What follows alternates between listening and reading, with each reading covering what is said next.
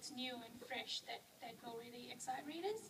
And so I was always working on stuff, and then one day, literally, I remember I was living in Japan at the time because I had quit my day job and run off to Japan to write and teach English. And I was in this little town with rice fields and strawberry plantations, and literally everything stopped at 8 p.m. It went dead, the entire town. The wild nightlife was like, I don't know, the sushi bar down the road. Even that closed at 8. So I had a lot of time to write, and so I've been thinking I'm a big paranormal reader myself, obviously, and so I'd been reading a lot of stuff where shapeshifters were involved, because I love shapeshifters, obviously.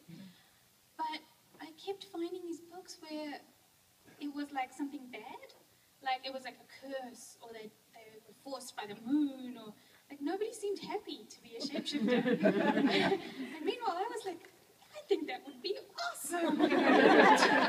So I thought, right, so that's how my changelings kind of came to be, because I truly wanted to write a true shapeshifter, someone who wasn't one, but was in the animal form and in the human form. They were comfortable at the same level. They were happy, in the same way.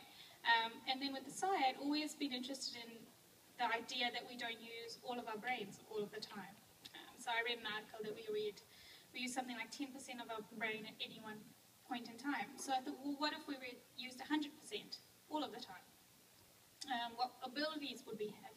And then if we had these amazing abilities, what would they demand from us? And I thought, what decisions would you make? If these abilities drove you mad or made you murderous. And so that's how the Psi kind of came together. And then one day I was sitting there and I just literally started writing.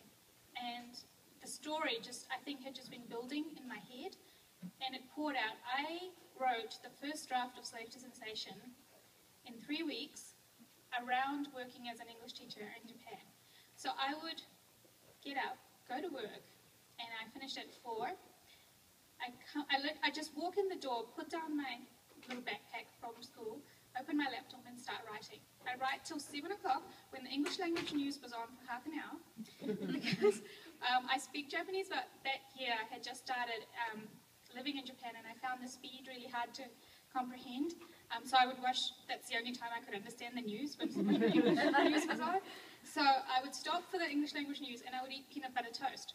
And I did this, and then, as soon as the news was over, I would get back on the laptop and I would just write until I fell down, basically. And I'd do that again the next day and the next day. I did this, I swear, I ate peanut butter toast for 3 weeks in a row. And I wrote this book, and at the end of it, I had Slave to Sensation. And usually my rough drafts are very rough because I just pour everything out. I don't let anyone read my rough drafts. But this draft was actually very clean. And I think it's because the story had been growing so long inside me. And and then that's how it was birthed. That was a very long answer, so I hope you found it interesting. As for the plot of the series, I actually learned what not to do and what to do by watching TV. And what I learned was that a good series of TV, or a season of TV, has a very defined story arc, like from start to finish. A more recent example is like the first season of Heroes, which I think had a very good arc. There was a story and then all the pieces linked together. And a bad example is Lost. It's my favorite example, because I was like following that like crazy, and then I was like, they have no idea. They really have no idea. They're just making this up as they go along.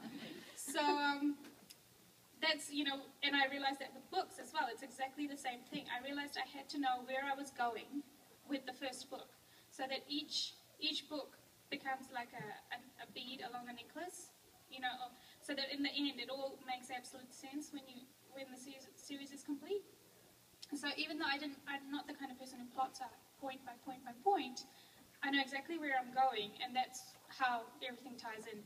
Because when I go off on tangents, I know to pull myself back, because that's not necessary for the overarching plot.